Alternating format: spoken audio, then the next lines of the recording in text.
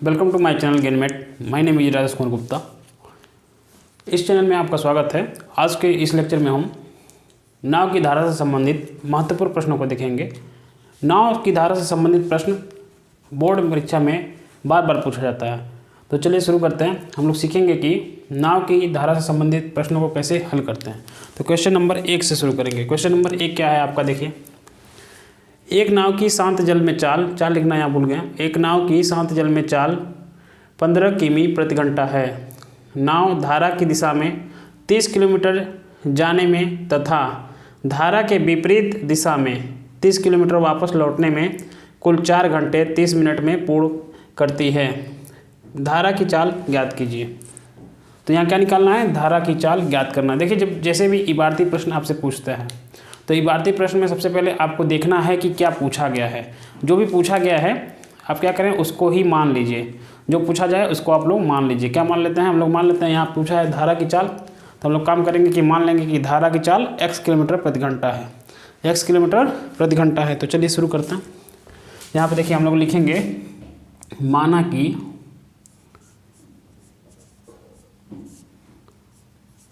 कि धारा की चाल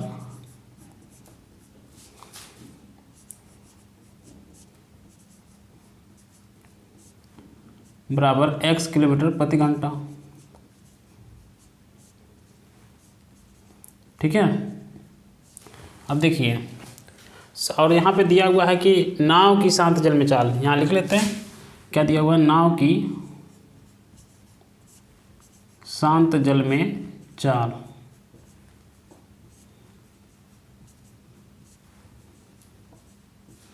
नाव की शांत जल में चाल जो है कितना दिया हुआ है, 15 किलोमीटर प्रति घंटा।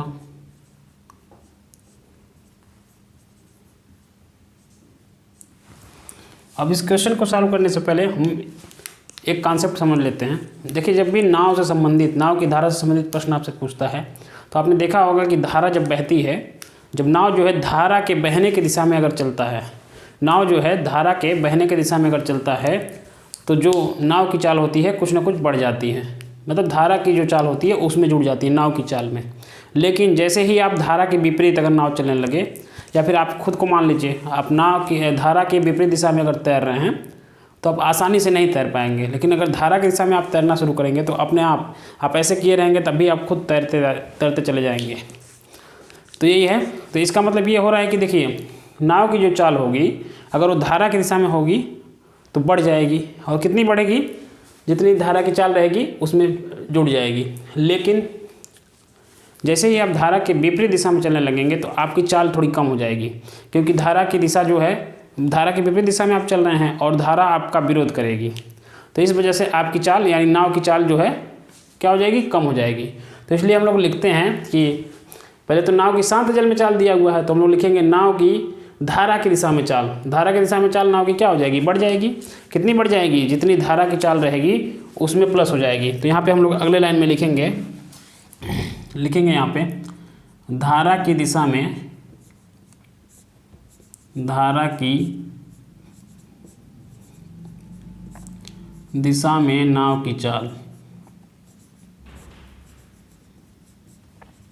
धारा की दिशा में नाव की चाल कितनी हो जाएगी, देखिए शांत जल में नाव की चाल थी 15 किलोमीटर प्रति घंटा और धारा की चाल थी x किलोमीटर। तो हम लोग धारा की दिशा में तैरेंगे या फिर नाव चलेगी तो उसकी चाल क्या हो जाती है, बढ़ जाती है। पहले से ही धारा की चाल x किलोमीटर प्रति घंटा है और नाव की चाल 15, तो हो जाएगा आपका यहाँ पे 15 प्लस x किलोमीटर प्रति घंटा। अगर हम लोग नाव की धारा की विपरीत दिशा में नाव की चाल निकालेंगे तो नाव की चाल कुछ ना कुछ कम हो जाएगी। और कितनी कम होगी, जितनी धारा की चाल होगी। तो यहाँ आप लिखेंगे अगले लाइन में हम लोग लिख देते हैं धारा की विपरीत दिशा में, धारा की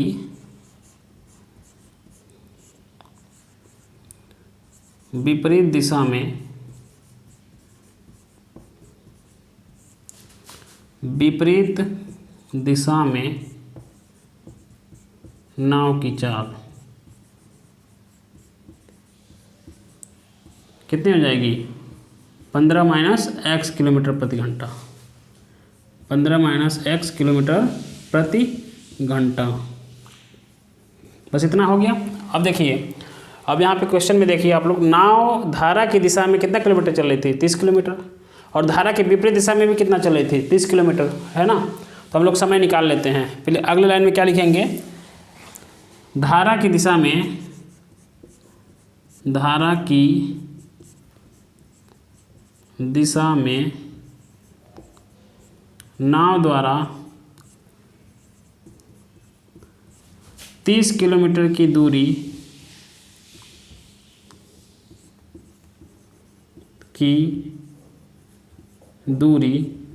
तय करने में लगा समय।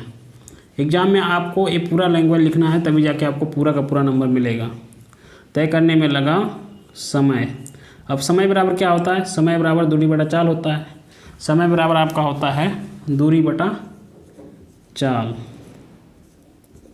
अब ध्यान से देखिएगा, यहाँ पे दूरी कितनी तय करना है, धारा की दिशा में नाव द्वारा 30 किलोमीटर की दूरी, तो यहाँ पे लिख देंगे 30। चाल कितनी है धारा की दिशा में, अब धारा की दिशा में है तो धारा की दिशा में चाल कितनी थी, देखिए ध्यान से, 15 + x, तो यहाँ पर लिख दिए 15 + x। ये हो गया हमारा समय। क्या निकल गया, समय। अब ध्यान से देखिए, अब फिर से लिखेंगे धारा की विपरीत दिशा में। क्या लिखेंगे, धारा की विपरीत दिशा में, धारा की विपरीत दिशा में 30 किलोमीटर की दूरी, क्योंकि 30 किलोमीटर वापस आ रहा था वो धारा की विपरीत दिशा में, तो फिर से 30 किलोमीटर लिख देंगे। धारा की विपरीत दिशा में 30 किलोमीटर की दूरी तय करने में लगा समय, तय करने में लगा समय। फिर से दूरी बटा चाल, फिर से क्या, दूरी बटा चाल। दूरी तो उतनी ही है और चाल लेकिन धारा के विपरीत दिशा में बदल गई है। दूरी कितनी है, 30 किलोमीटर वापस आता है, और चाल आपकी कितनी रह गई धारा के विपरीत दिशा में, देखिए 15 - x, तो यहाँ लिख दिए 15 - x। ये भी समय हो गया। देखिए, धारा की दिशा में नाव द्वारा 30 किलोमीटर की दूरी तय करने में लगा समय 30 बटा 15 + x, और नाव धारा की विपरीत दिशा में 30 किलोमीटर की दूरी तय करने में लगा समय हो गया 30 बटा 15 - 1, दोनों समय ही है। अब यहाँ पे ध्यान से देखिए, क्वेश्चन में दिया हुआ है कि धारा की दिशा में 30 किलोमीटर जाने में तथा धारा के विपरीत दिशा में 30 किलोमीटर वापस लौटने में कुल 4 घंटे 30 मिनट में, यानी 4 घंटे 30 मिनट का समय लगता है। तो धारा की चाल देखिए, ये भी टाइम था धारा की दिशा में चलने में, और धारा के विपरीत दिशा में चलने में टाइम था, यानी दोनों समय ही है। और ये जो 4 घंटा 30 मिनट दिया है, इतना समय लगता है इसको धारा के विपरीत दिशा में वापस आने में और धारा की दिशा में चलने में। तो टोटल समय आपका कितना हो जाएगा, इसको और इसको जोड़ देंगे तो किसके बराबर होना चाहिए, 4 घंटा 30 मिनट के बराबर होना चाहिए, 4 घंटा 30 मिनट के बराबर। तो यहाँ पे लिखेंगे प्रश्नानुसार, यहाँ लिखेंगे हम लोग प्रश्नानुसार।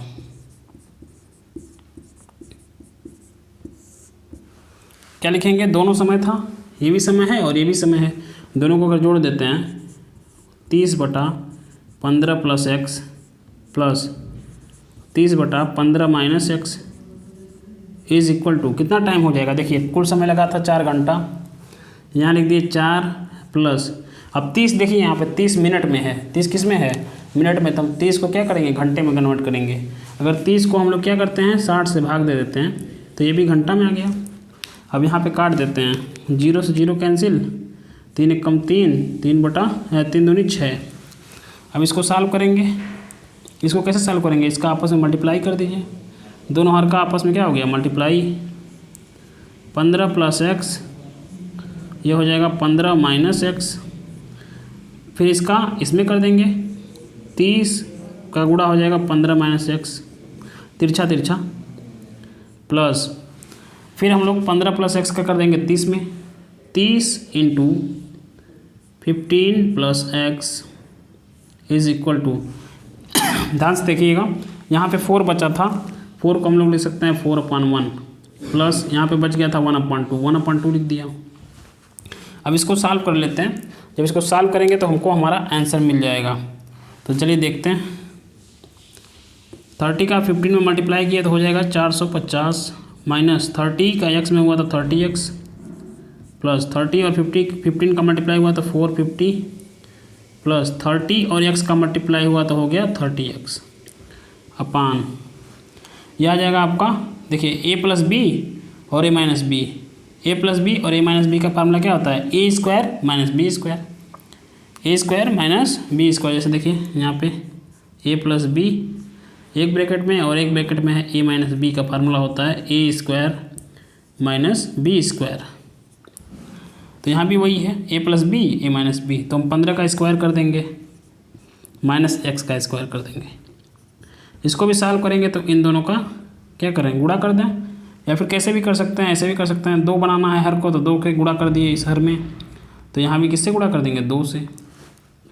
हमको हर बराबर करना था, तो यहाँ तो 2 है हर और यहाँ पे 1 था, तो इसके हर में अगर 2 से गुणा कर दिए तो ये 2 हो जाएगा।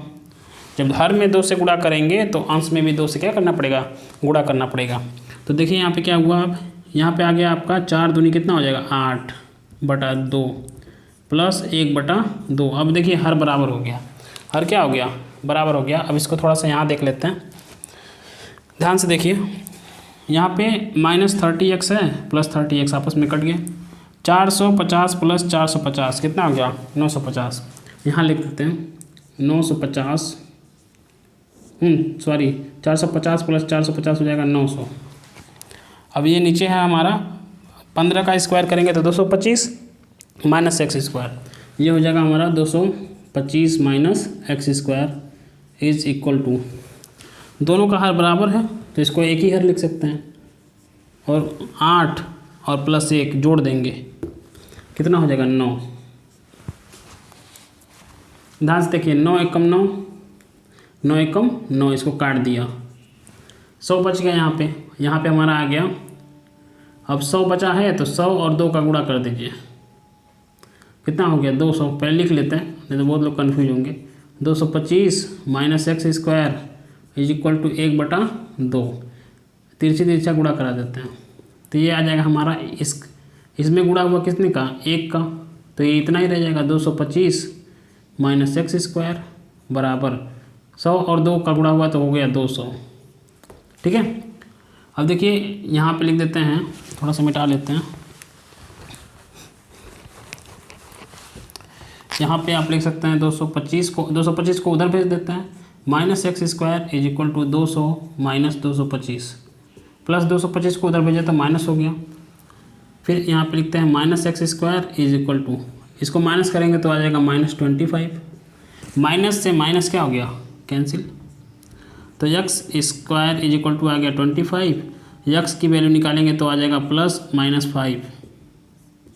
लेकिन हम लोग जानते हैं कि चाल कभी माइनस में नहीं हो सकता है, इसलिए माइनस वाले को नहीं लेंगे, तो एक्स बराबर हमारा हो गया 5 किलोमीटर प्रति घंटा। ये हो गई हमारी धारा की चाल। तो यहाँ लिख देंगे, अतः आंसर में ज़रूर लिखेंगे, अतः धारा की चाल 5 किलोमीटर प्रति घंटा है। इस वीडियो में इतना ही देखते हैं, नहीं तो वीडियो बहुत ही लंबी हो जाएगी। आप लोग लंबी वीडियो देखना पसंद भी नहीं करते हैं। क्वेश्चन नंबर 2 ये दूसरे टाइप का क्वेश्चन है, तो ये अगली वीडियो में हम लोग देखते हैं। ठीक है, अगर वीडियो अच्छी लगी हो, अगर लगता है कि आपको 1% का भी फ़ायदा है इस वीडियो से, तो प्लीज़ लाइक कर दीजिएगा।